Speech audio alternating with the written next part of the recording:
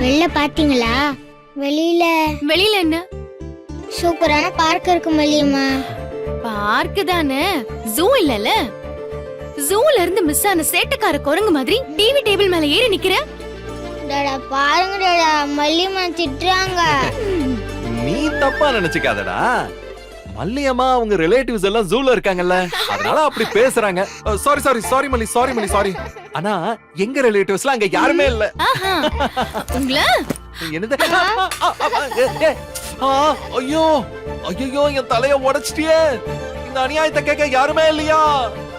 எனக்கு நீதி கொடுக்க யாருமே இல்லையா? இந்த ஊர்ல கல்யாணம் கட்டின ஆம்பளைங்களுக்கு பாதுகாப்பே இல்லையா? ஏ பெண்ணாதிக்க சமூகமே, எங்க மேல உனக்கு இரக்கமே இல்லையா? ஏங்க ஏங்க ஏன் கத்துறீங்க?